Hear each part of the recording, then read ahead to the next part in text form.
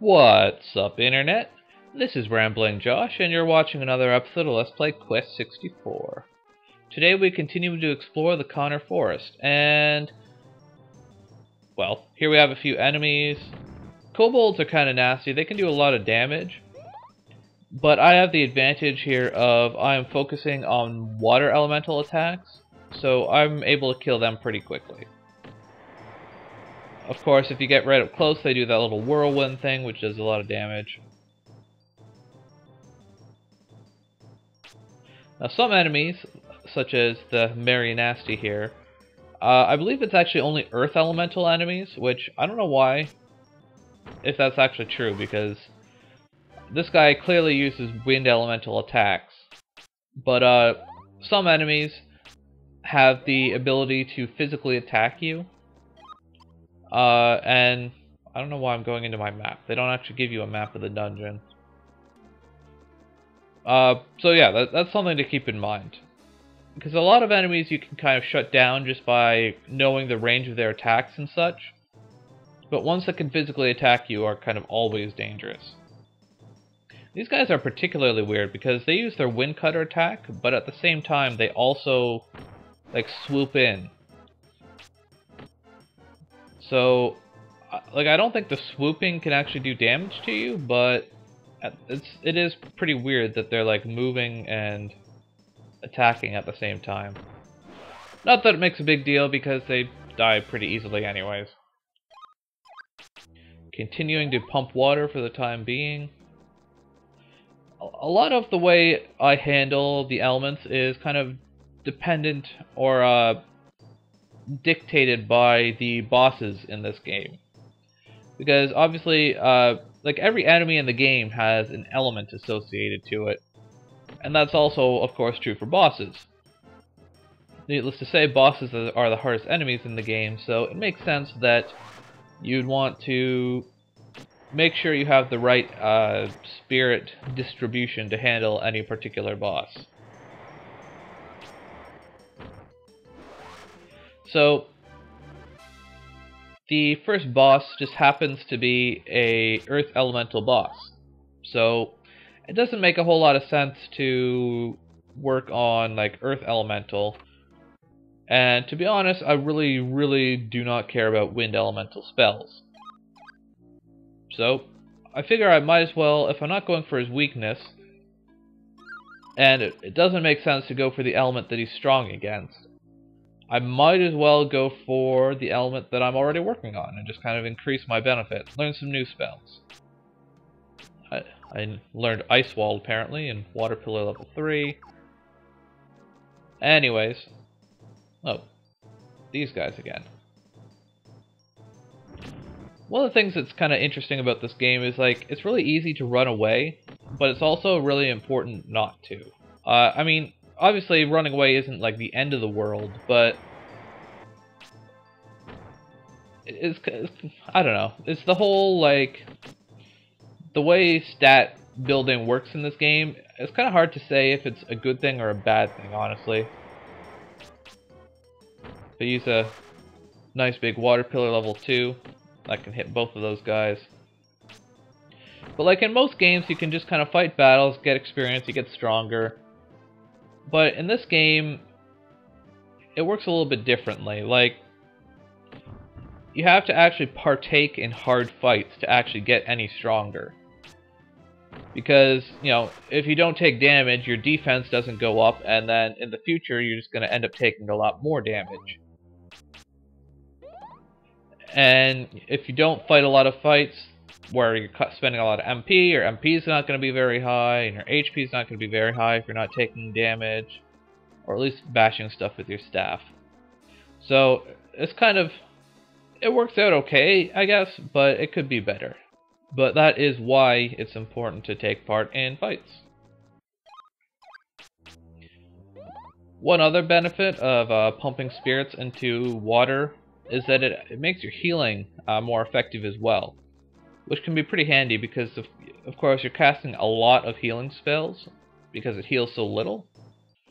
So every little bit of increase to the power of your healing goes a long way. Like, obviously, even if your healing only goes up by like 1 point every cast, if you're casting it like 7 times, then obviously, you know, that's a much bigger increase than just 1 point of healing.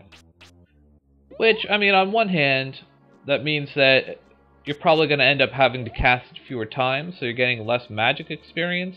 But in the end of the day, that doesn't end up mattering all that much, for a couple of reasons. For one, I mean, healing, honestly, each individual cast doesn't give a whole lot of magic experience. And I want to run the hell away from these things, because I cannot kill them. Well, I mean, I probably could if I really wanted to, but they have a ton of HP, and if you're right up in their face, they do like a bajillion damage. And obviously that's where I need to stand if I want to cast Water Pillar, which is my only real attacking spell at this point. I do know Ice Knife now, which is a range attack, but that costs 3 MP and doesn't do a whole lot of damage. It's definitely still useful, but not quite what I'm looking for. I guess this is a good place as any to demonstrate. You may recall the enemies using something like this previously.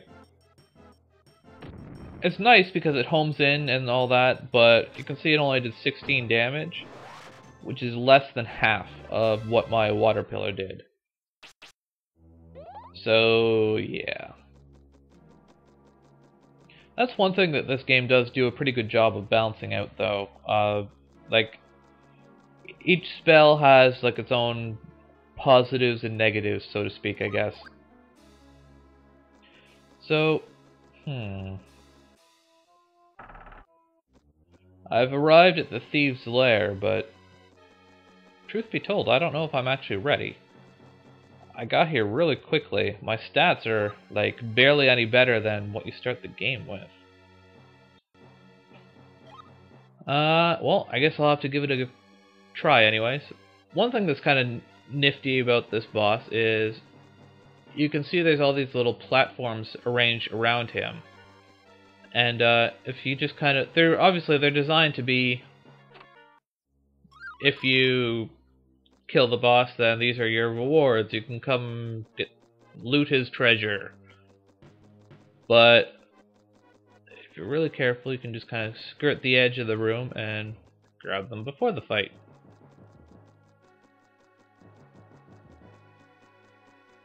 So, okay, grab that one.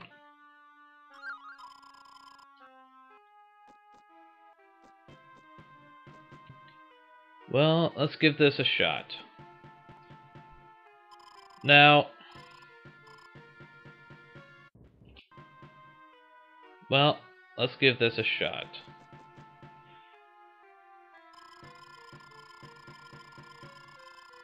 King of Beasts, huh? Well, he did tell me that, but I mean, I could have just come here on my own and never even been to Dondoran. Now, you can't actually run from this fight, unsurprisingly. Now, I'm gonna adopt a little bit of an odd strategy for this fight, for a couple of reasons. For one, obviously I'm focusing on water attacks, so that adds some kind of complication to this fight, because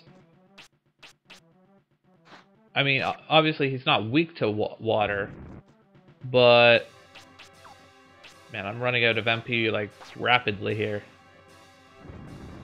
Water Pillar obviously requires you to be like right up in his face to actually hit him. And if you're right up in his face, the attack that he uses is pretty brutal. It can probably do like 20 damage to me at this point, which is a lot of my health. It's like more than a third of it.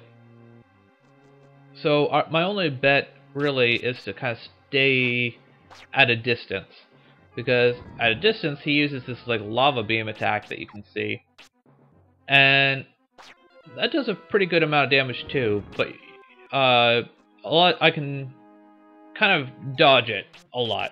If you just hold the control stick to like the side when he's casting it, a lot of times you can just run right out of the way of it. So my only real hope for this fight is to stay at a distance and hope I can kill him before I run out of like MP restoration abilities. I'm not too worried about HP restoration, although he is getting kind of close to me.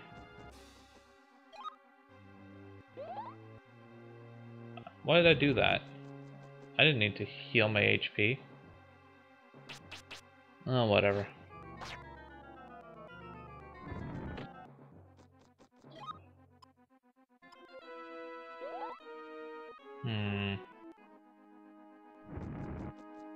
Okay, well. Just keep at it.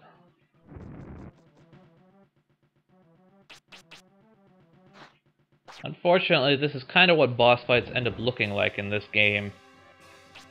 You just figure out a strategy, and you just end up doing that strategy like 17,000 times in a row. And hopefully, the other guy falls down before you do.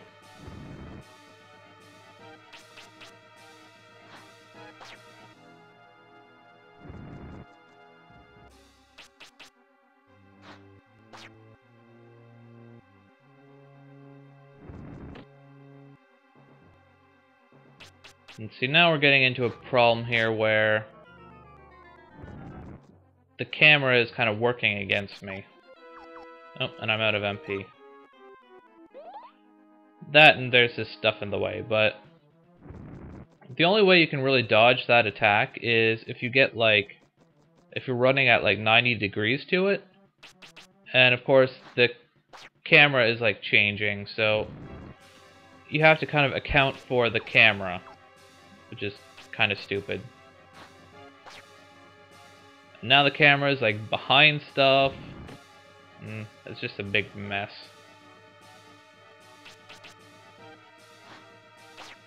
Hopefully the stuff on the ground doesn't screw me up. Well, it looks like I managed to get through it. Oh, he's dead. Wow. Wow, I got 2 spirits from killing him. That's kind of ridiculous. Well, that was like way harder than it should have been, to be honest. I was hoping to be significantly stronger when I got to him. That didn't end up being the case, but it doesn't matter all that much. So anyways, Solvaring is dead. We have killed the first boss and gotten our hands on the Earth Orb. So, we're gonna return it to Dondran on the next episode of Let's Play Quest 64. Catch you later.